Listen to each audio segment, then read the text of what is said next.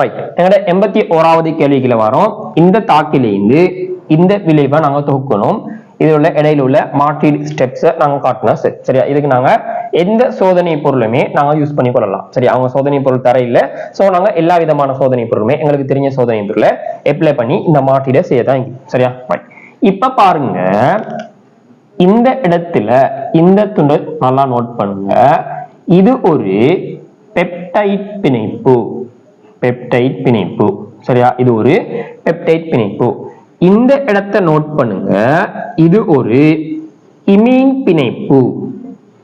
இமீன் பிணைப்பு. சரியா, இமீன் பொண்டு காட்டு இமீன் பிணைப்பு. அப்ப இங்க ஒரு பெப்டைட் பிணைப்பு தந்திக்கிறாங்க, இங்க ஒரு இமீன் பிணைப்போட ஒரு சேர்வை தந்திக்கிறாங்க.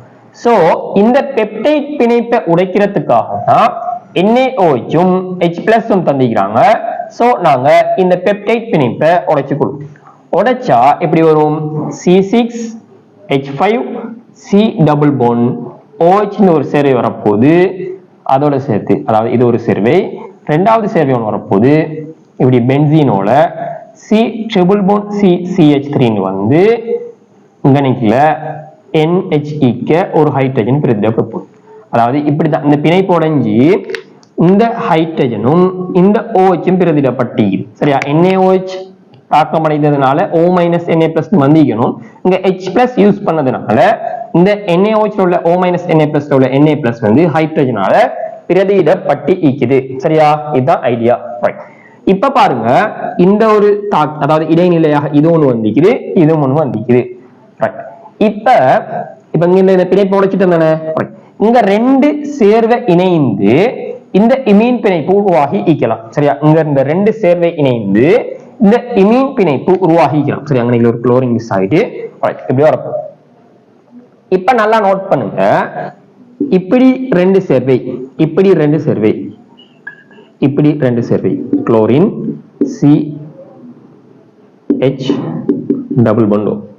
சரியா, CH டபுள் பாண்ட் அதோட சேர்த்து பிளஸ் இப்படி ஒரு Servai CH double bond CH CH3 இங்கனிக்கல NH2. சரியா, இந்த ரெண்டு சேர்வையும் இணைந்து இந்த இமீன் பிணைப்பு வரலாம். இமீன் பிணைப்பு எப்படி உருவாக்கலாம்?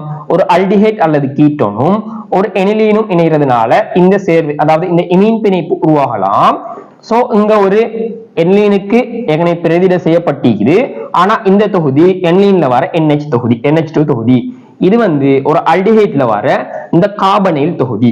சோ இந்த கார்பனைல் தொகுதியில உள்ள இந்த ஆக்சிஜனும் இந்த NH2 தொகுதியில உள்ள ஹைட்ரஜனும் இணைந்து, அதாவது இந்த ரெண்டு ஹைட்ரஜன், சோ இந்த ரெண்டு ஹைட்ரஜனும் இந்த ஆக்சிஜனும் இணைந்து நீராக வெளியேற்றப்பட்டு இந்த பிணைப்பு உருவாக போகுது. அதாவது இந்த இமீன் பிணைப்பு உருவாக போகுது. சரியா, இப்ப நாங்க இதுல இருந்து இதை தொகுக்கணும், இதுல இருந்து இதை தொகுக்கணும். இதுல இருந்து இதை தொகுக்கிறது டைரக்டா ஒரு சின்ன வேலை.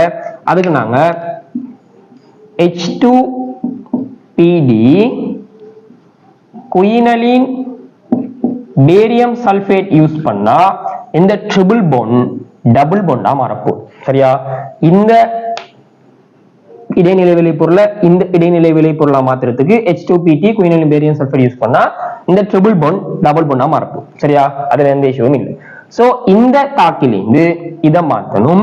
இதை பாருங்க, இது C6H5 இந்த தொகுதி, இந்த ஃபீனைல் தொகுதி தான் காட்டிக்கிறான்.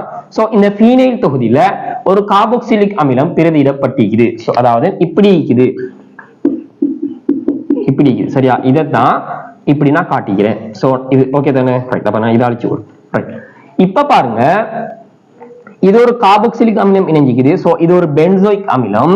சரியா, இந்த பென்சோயிக் அமிலம், அதாவது இந்த ஃபீனோல்ல இது வந்து எங்களுக்கு தெரியும், இது வந்து பென்சீன். இந்த பென்சீன்ல பென்சோயிக் அமிலம் இணைந்திருக்குது. சோ இது ஒரு மெட்டா வழிகாட்டி. இதுக்கு நாங்க குளோரின் ஏத்துனா மெட்டா தானத்துல குளோரின் ஏறப்போகுது. சோ இதுக்கு நாங்க Cl2 நீரற்ற FeCl3 யூஸ் பண்ணுவோம். சரியா, யூஸ் பண்ணா இந்த கார்பாக்சிலிக் அமிலம் சார்பாக மெட்டா தானத்துல குளோரின் பிரதியிடப்பட போகுது. சரியா, இந்த கார்பாக்சிலிக் அமிலத்தை அல்டிஹைட்டா மாத்தணும். சோ டைரக்டா எங்களுக்கு கார்பாக்சிலிக் அமிலத்தை அல்டிஹைட்டா மாத்த இயலாது. அதுக்கு நாங்க ஒரு ஸ்டெப் செய்ய போறோம். இந்த கார்பாக்சிலிக் அமிலத்தை தாழ்த்த போறோம். இந்த கார்பாக்சிலிக் அமிலத்தை எப்படி தாழ்த்த போறோம்? LiAlH4 ஈதர் யூஸ் பண்ணா இது CH2OH மாறப்போகுது. சரி, அந்த குளோரின் அப்படியே இதுக்கு நாங்க LiAlH4 ஈதர் ரெண்டாவது H+H2O யூஸ் பண்ணா இந்த C டபுள் பாண்ட் OH வந்து CH2OH மாறப்போகுது. இப்ப இனி எங்களுக்கு சிம்பிள். இங்க வந்ததோ ஒரு முதல் அல்கஹால். இந்த முதல் அல்கஹாலை அல்டிஹைடா மாத்துறதுக்கு நாங்க PCC யூஸ் பண்ணுவோம். PCC யூஸ் பண்ணா இந்த இடைநிலை விளைபொருள் வரப்போகுது. இந்த இடைநிலை விளைபொருளும் இதால வந்த இந்த இடைநிலை விளைபொருளும் இணைகிறதுனால இந்த இமீன் பிணைப்பை உடைய இந்த சேர்வை உருவாக போகுது. ஆரம்பத்துல பெப்டைட் பிணைப்பை உடைத்து இந்த இமீன் பிணைப்பை நாங்க தோற்றுவிக்கிறோம். சரியா? இப்போ இதுல கார்பாக்சிலிக் அமிலத்துக்கு தான் நான் குளோரின் ஏத்தினேன்.